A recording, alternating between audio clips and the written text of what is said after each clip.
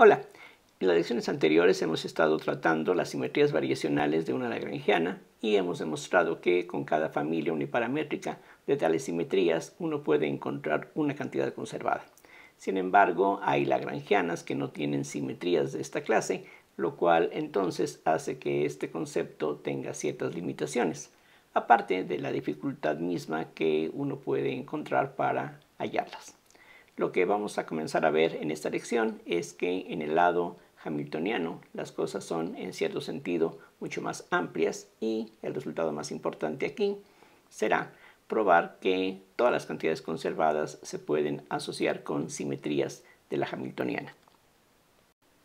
Vamos a comenzar haciendo un pequeño resumen acerca del formalismo hamiltoniano en la forma en que regularmente se presenta, comenzando del formalismo lagrangiano. Vamos a suponer que L es una función dada que depende de Q, Q puntos y T, y a partir de esta L uno define los momentos canónicos mediante estas relaciones. Aquí se supone que hay n coordenadas generalizadas, n velocidades generalizadas y vamos a tener n momentos canónicos. Como la L depende de estas dos n más 1 variables en principio, lo mismo va a ocurrir con las P's que calculemos a partir de esta definición. Junto con los momentos canónicos se define la función hamiltoniana mediante esta relación, en donde, como ya hemos usado previamente, hay una suma sobre índices repetidos. Entonces, a partir de esta definición, uno puede calcular la diferencial total de h, que sería p por la diferencial de q punto más q punto por la diferencial de p, aquí conservando la suma sobre i, y la diferencial total de L, tomando en cuenta que la L depende de Q, Q puntos y T, va a estar dada por esta suma de 2n más 1 términos. Debido a la definición de las P's, estos términos se cancelan con estos que aparecen aquí, quedando solamente estos 2n más 1 términos que son proporcionales a las de Q, a las de P's y a de T. Y el que esta igualdad se satisfaga significa que h se puede expresar como función de estas dos n más 1 variables. Ahora puede ocurrir que este conjunto de dos n más 1 variables sea funcionalmente independiente, tal como ocurre con las q, q puntos y t, excepto que en el caso de q, q puntos y t, que se utilizan en el formalismo lagrangiano, allí por construcción tratamos a estas variables como independientes. Por ejemplo, cuando sustituimos la L en las ecuaciones de Lagrange, uno trata estas variables en principio como independientes entre sí. Si este conjunto es funcionalmente independiente, entonces la h no solamente se puede expresar en función de estas variables, sino que esa expresión es única.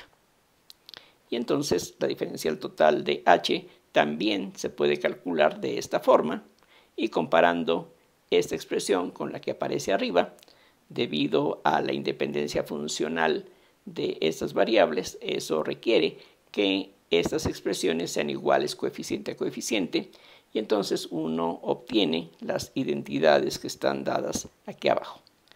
Aquí es importante recalcar que estas parciales, por ejemplo, son parciales en donde tomamos como variable solamente la QI, manteniendo fijas las demás Qs, las P's y la T, que es lo que aquí se está indicando de esta manera. Estos paréntesis con este subíndice quiere decir que al derivar con respecto a cada una de estas variables, estas demás variables son las que se mantienen fijas. En cambio, cuando calculábamos la diferencial total de la L se consideraba como función de Qs, Q puntos y T, y en estas derivadas parciales, estas son las variables que se mantienen fijas. Todas las Q puntos, la T y todas las Qs que no sea la QI. Y algo similar ocurre con las demás expresiones. La H aquí estamos pensando que es función de estas dos n más 1 variables, mientras que la L era una función de Q, Q puntos y T, así es de que unas derivadas y otras son cosas muy distintas. Por ejemplo, no podemos pasar este término a la izquierda y reunir esas derivadas en una sola, aunque en ambos casos se refieren a derivadas con respecto a QI.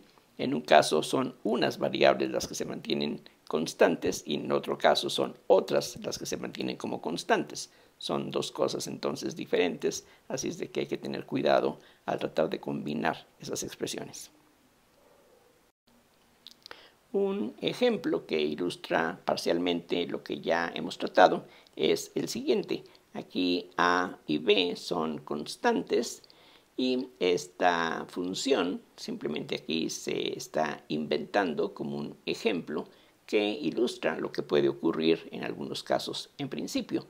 Algo como esto no ocurre en los problemas elementales de la mecánica clásica, pero aquí precisamente por esa razón estamos inventando un ejemplo en donde va a ocurrir algo que rara vez encontramos dentro de la mecánica clásica. Con la L dada de esta forma, utilizando la definición de los momentos canónicos, por ejemplo, P1 sería la parcial de L con respecto a Q.1. Eso nos da A por Q.1. P sub 2 sería la parcial de L con respecto a Q.2, lo cual entonces nos da B por Q1. Y de la definición de H, en este caso tendríamos dos términos en la suma de P por Q puntos, y a esta suma hay que restarle la L. Sustituyendo estas expresiones, lo que tendríamos sería P1, que es A por Q.1, que se multiplica por otra Q.1, más P sub 2, que es B por Q1 por Q.2, y a eso le restamos toda esta expresión. Aquí podemos ver que estos términos proporcionales a la B desaparecen y estos otros que contienen a la A se pueden reducir, quedando esto que está aquí dado. Ahora la Q.1 se puede eliminar y en su lugar podemos escribir la P sub 1 y esto precisamente ilustra lo que decíamos anteriormente, que la H definida por la expresión que ya vimos previamente siempre se puede expresar como función de las Q's, de las P's y en principio de la T. De hecho aquí la T no aparece y tampoco aparece la P sub 2, pero eso no invalida lo que se dijo antes. El punto es que esta expresión no es la única que podemos dar. Por ejemplo, lo que podremos hacer es reemplazar las Q1 que aparecen aquí en términos de P sub 2 y entonces se obtiene esta expresión que de nuevo hace que la H se exprese como función de Q's, P's y T. Ahora la Q1 y la T no aparecen. Pero también podríamos dejar una Q1 y otro de esos factores reemplazarlo por P sub 2 entre B, llegando a esta expresión. Nuevamente la H es función de Q's, P's y T, que aquí está ausente. Pero vean que tenemos varias expresiones equivalentes para la H y estos son solamente 3 ejemplos de lo que se puede conseguir. De hecho, hay una infinidad, como ustedes se pueden convencer, de diferentes expresiones para la H en términos de estas variables. Lo que está ocurriendo aquí es que el conjunto de variables Q's, P's y T no es funcionalmente independiente. De hecho, si sustituimos estas expresiones que hemos obtenido, P1 es A por Q.1, P sub 2 es B por Q.1 y como decía, uno parte en el formalismo lagrangiano de la idea de que Q's, Q puntos y T son independientes, pero aquí claramente estas variables no son independientes entre sí. Esta, por ejemplo, se puede poner en función de esta otra. De hecho, es simplemente multiplicar Q1 por la B. Entonces, aquí lo que está ocurriendo es que la lagrangiana que hemos considerado es lo que se llama una lagrangiana singular. De hecho, para saber, para reconocer si una lagrangiana es singular y vamos a tener estos problemas que aquí se mencionaron, lo que uno puede hacer es calcular la matriz hessiana formada por las segundas derivadas de la L con respecto a las Q puntos. En este caso, la segunda derivada de L con respecto a Q.1 al cuadrado es simplemente A, pero las otras segundas derivadas con respecto a las Q puntos son iguales a 0, como ustedes pueden ver, y el determinante de esta matriz es 0, lo cual significa que esta lagrangiana es singular, y en esos casos va a ocurrir justamente lo que aquí estamos encontrando, que este conjunto no es funcionalmente independiente. Como decía, los ejemplos que regularmente encontramos en la mecánica no sufren de este problema. Normalmente vamos a encontrarnos con que las coordenadas y los momentos generalizados son funcionalmente independientes entre sí y entonces la H se va a poder expresar de manera única en términos de esas variables. Si ahora combinamos las identidades que vimos previamente, que son válidas en el caso en que L es regular, o lo que es lo mismo, que Q, P y T sean funcionalmente independientes, entonces decía, al combinar esas identidades con las ecuaciones de Lagrange, uno puede reemplazar estas parciales por las derivadas con respecto al tiempo de los momentos canónicos, y de esa manera uno obtiene lo que se conoce como las ecuaciones de Hamilton, que se expresan de esta forma. Esta serie de igualdades, estas dos n ecuaciones, aquí están dadas. Estas otras n ecuaciones aparecen aquí. Aquí hay que señalar la diferencia de un signo que aparece en estas expresiones. Y estas ecuaciones son bastante simétricas, como mucho se insiste. Y una diferencia con las ecuaciones de Lagrange es que en este caso vamos a obtener primeras derivadas de Q y P en términos de Q, P y T. Recordemos que la h es una función de estas dos n más 1 variables, de tal forma que estas parciales dependen de esas mismas dos n más 1 variables. Entonces Q punto y P punto van a estar expresados en términos de Q, P y T. Y en ese sentido las ecuaciones de Hamilton son un conjunto de dos n ecuaciones de primer orden que tienen como variable independiente el tiempo, pero el hecho de que sean ecuaciones de primer orden no hace que estas ecuaciones sean necesariamente más sencillas de resolver que las ecuaciones de Lagrange. Lo que ayuda y la principal, digamos, motivación por fijarnos en las ecuaciones de Hamilton es que en este caso, para estas ecuaciones, hay una mayor amplitud de transformaciones que podemos hacer que mantienen la forma de estas ecuaciones. Es decir, en el caso del formalismo lagrangiano, tenemos total libertad de reemplazar un conjunto de coordenadas generalizadas por otro. Pero allí estamos cambiando n coordenadas generalizadas por funciones, n funciones de esas mismas n variables. En cambio aquí, en el caso del formalismo hamiltoniano, tenemos el doble de variables que van a depender del doble de variables también. Es decir, vamos a poder sustituir las coordenadas Q, P y T por otras coordenadas que en este contexto se representan por mayúsculas, y la costumbre es permitir que Q y P se reemplacen por otras Q y P, pero sin cambiar la T. Podemos recordar que en el caso de las transformaciones que definen a las simetrías variacionales, permitíamos que las Q y la T se reemplazaran por unas Q' y una T'.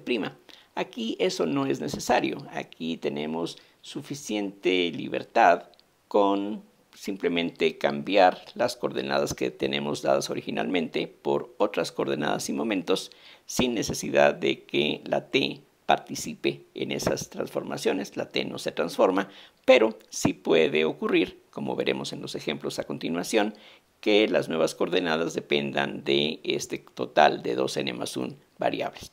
Entonces, si se sustituyen las coordenadas Q, P y T por otras coordenadas, una forma de asegurar que la forma de las ecuaciones de Hamilton se mantenga es que la transformación o cambio de coordenadas que hagamos sea una transformación canónica.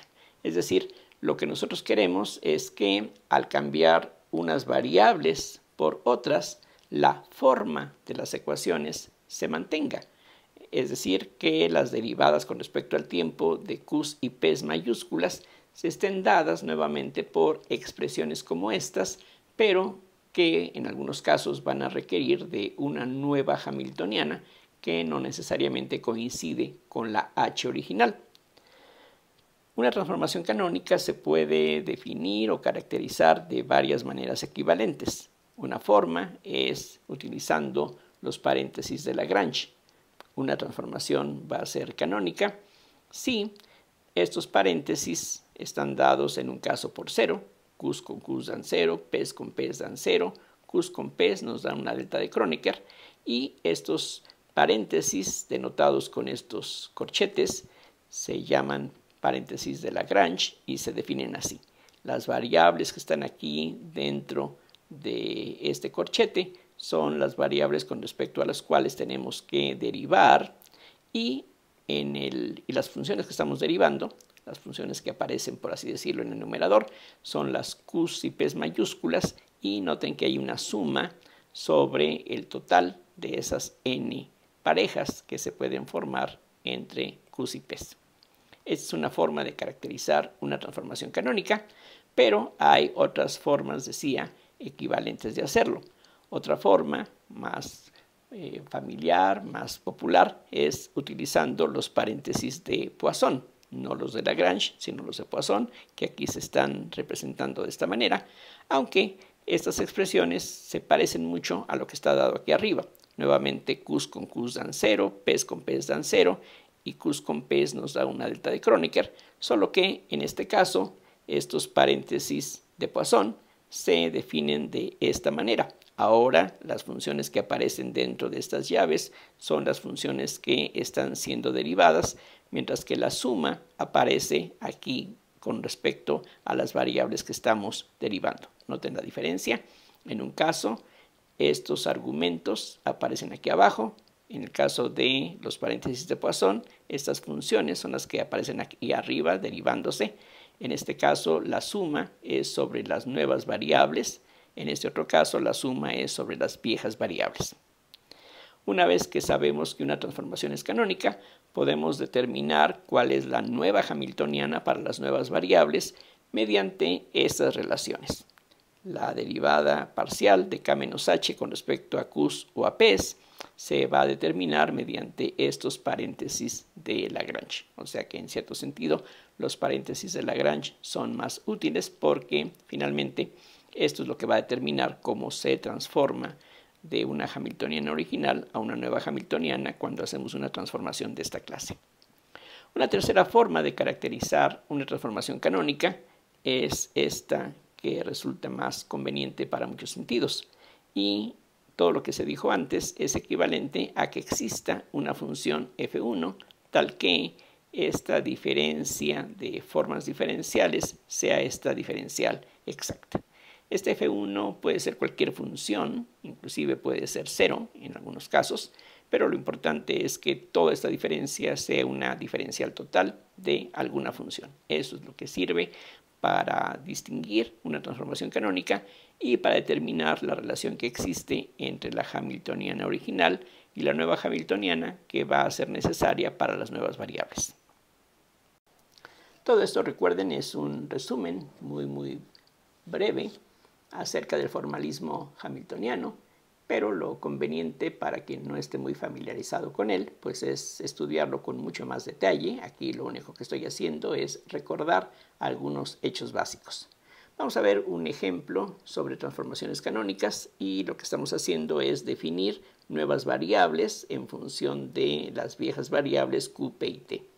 En este caso, el número de coordenadas es 1, el número de momentos canónicos es 1, y en este ejemplo no solamente estamos proponiendo una transformación en donde, por ejemplo, q mayúscula depende de q, p y t, sino que interviene también aquí un parámetro s, es decir, aquí nos estamos fijando en una familia uniparamétrica de transformaciones y vamos a ver que estas transformaciones son canónicas. Una forma de hacerlo, de acuerdo con lo que veíamos hace unos minutos, es comprobar que q's con q's dan 0, p's con p's dan 0 y q con p nos da una delta de Kronecker. Pero en este caso, como tenemos una sola q y una sola p, trivialmente q con q va a ser 0, p con p va a ser 0, así es de que lo único que interesa es calcular uno de estos paréntesis de Lagrange, que, como decía, se define de esta manera. En el caso de los de Lagrange, estas variables son las que aparecen aquí abajo, y arriba hay una suma en donde aparecen las nuevas variables. Pero, como decía, aquí estamos hablando de un caso donde hay un solo grado de libertad, o sea que la i solamente puede tomar un solo valor que ni siquiera se está empleando, no es necesario. Así es de que esta suma tiene un solo término, y lo mismo ocurre con respecto a las variables que estamos aquí utilizando para derivar. Esto que aparece aquí también se puede ver como una suma porque hay un solo término, hay una sola coordenada y un solo momento, pero escrito así se puede reconocer como un paréntesis de Poisson. Es decir, cuando estamos hablando de un solo grado de libertad, el paréntesis de Lagrange, este, es lo mismo que el paréntesis de Poisson, este que está aquí. Cualquiera de los dos equivale a esta expresión y estas derivadas que están aquí dadas se pueden, en este caso, calcular muy fácilmente. La derivada de Q mayúscula con respecto a Q minúscula, pues es simplemente e a la s. La derivada de P mayúscula con respecto a P minúscula es e a la menos s. Mientras que la parcial de P con respecto a Q es 0, ya que aquí la Q minúscula no aparece. Así es de que estos dos factores se cancelan, quedando un 1. Así es de que efectivamente este paréntesis de Lagrange o este de Poisson es 1. Y entonces lo que eso quiere decir es que para cualquier valor de la S vamos a tener una transformación canónica. Entonces eso está expresado aquí. Se tiene una transformación canónica para cada S en R. Aquí vean que la S puede tomar cualquier valor real.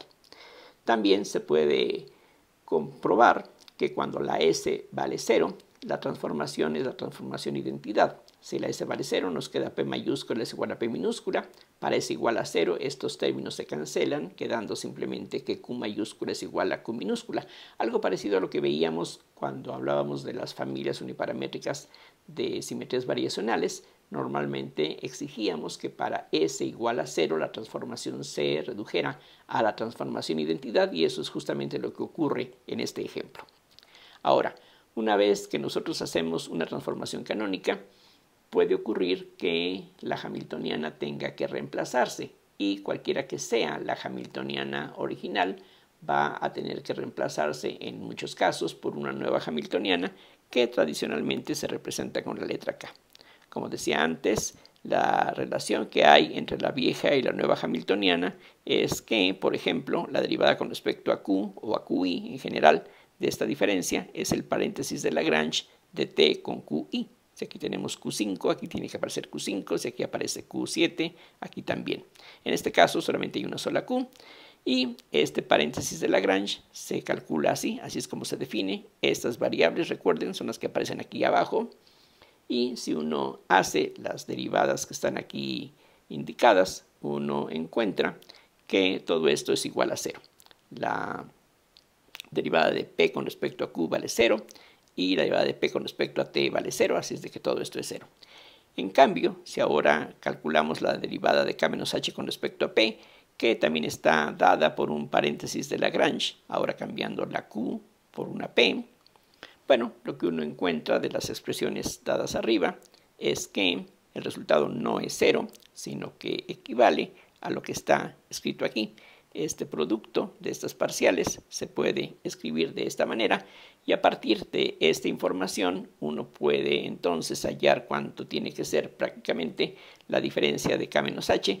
El único detalle es que lo único que aquí está especificado es el valor de las derivadas con respecto a Q y a P, pero no con respecto a T. Así es de que vamos a tener aquí en esta forma cierta ambigüedad en el resultado final.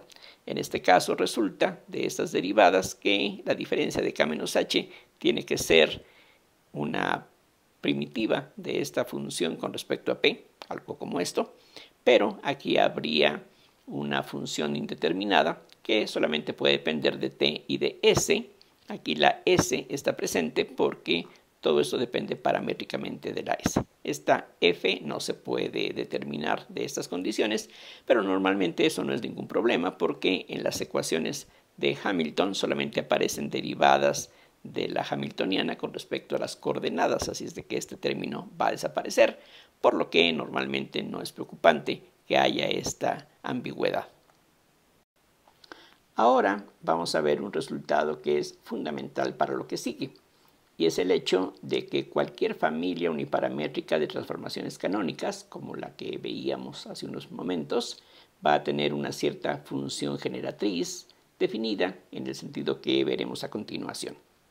Entonces vamos a suponer que tenemos una familia de transformaciones canónicas que dependen de un parámetro S y vamos a imponer adicionalmente que cuando la S valga 0, la transformación se reduzca a la identidad.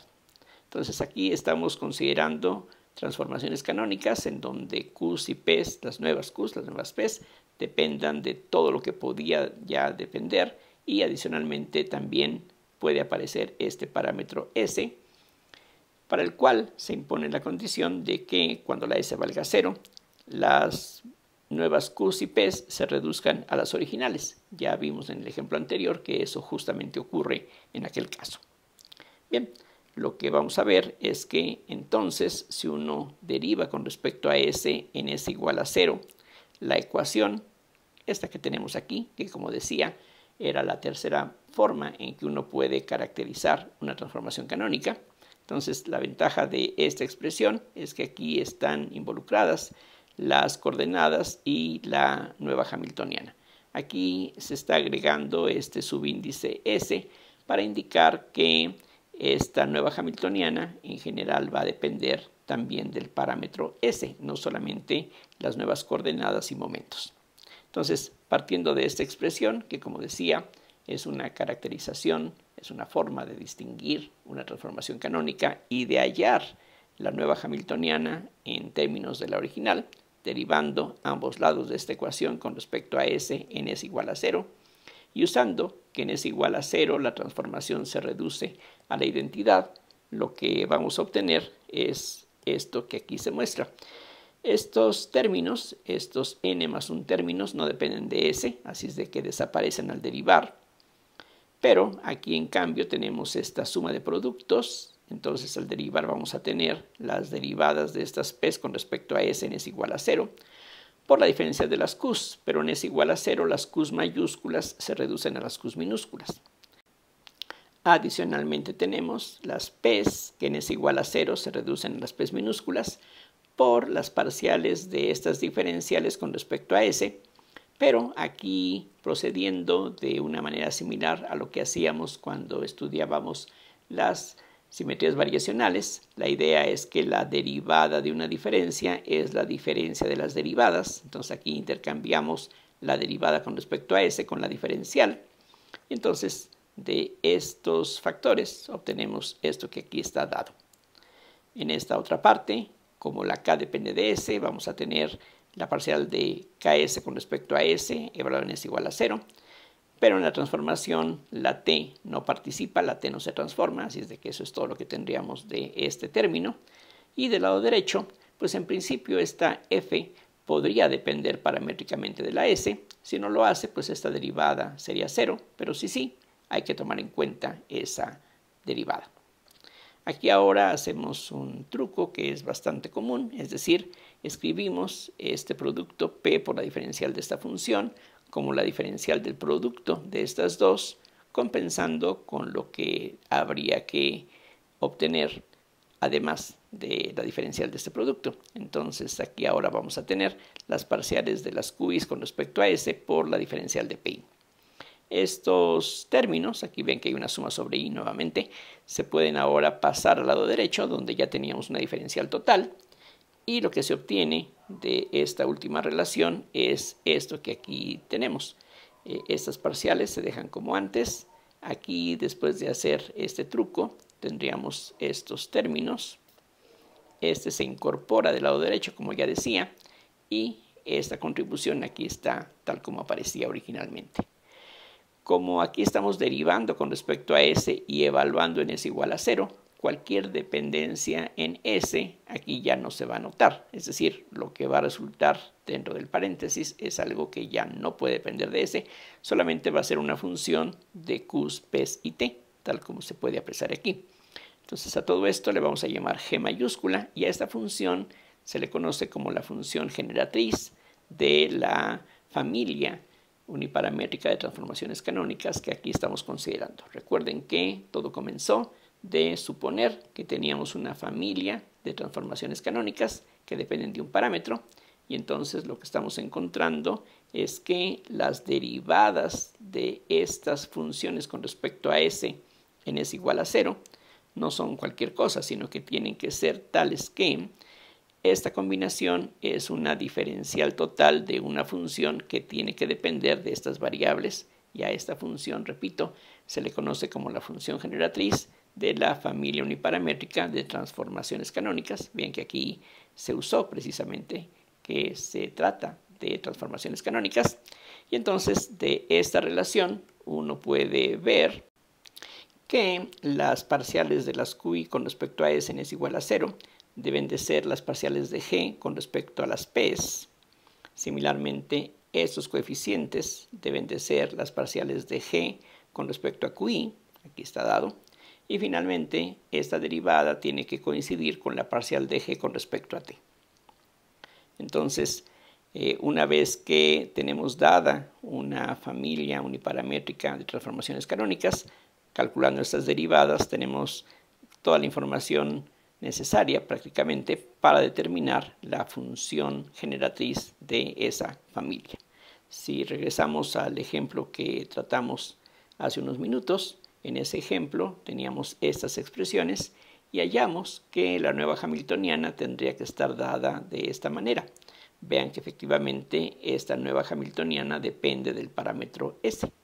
Habíamos señalado que queda una función indeterminada en todo ese proceso, pero esta función no afecta las ecuaciones de Hamilton porque, como decía, en las ecuaciones de Hamilton hay que derivar las hamiltonianas con respecto a Q's y P's a t constante, así es de que este término no contribuye. En este caso, la parcial de Q con respecto a n es igual a 0, aquí se puede calcular muy fácilmente, da este resultado, mientras que la parcial de P con respecto a n es igual a 0, nos da menos P, eso es bastante más fácil de verlo de esta expresión, y finalmente la parcial de Ks con respecto a n es igual a 0, nos da este resultado. La h, como no depende de la transformación, desaparece al derivar con respecto a s, y de esta información podemos encontrar lo que es la función generatriz para esta familia de transformaciones canónicas. En este caso, lo que uno encuentra de inmediato es que la función generatriz de esta familia de transformaciones es esto que aquí aparece. O sea, ven ustedes que al derivar esta función con respecto a P, se obtiene justamente lo que está aquí.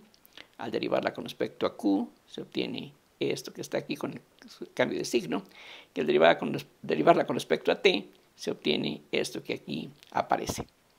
Lo que vamos a ver más adelante es que una vez que definamos adecuadamente el concepto de invariancia de una hamiltoniana, vamos a ver que la función generatriz de una familia de transformaciones canónicas que deja invariante una hamiltoniana es una cantidad conservada. Ese es el resultado más importante, decía, y lo más relevante en todo eso es que, como señalaba al principio de esta lección, absolutamente todas las cantidades conservadas van a poderse asociar con simetrías de la hamiltoniana del problema. Bueno, todo esto espero que se termine de ir precisando en lo que sigue en las lecciones futuras. Hasta ahorita, pues, muchas gracias por su atención, como siempre. Espero que esto resulte accesible y hasta la próxima.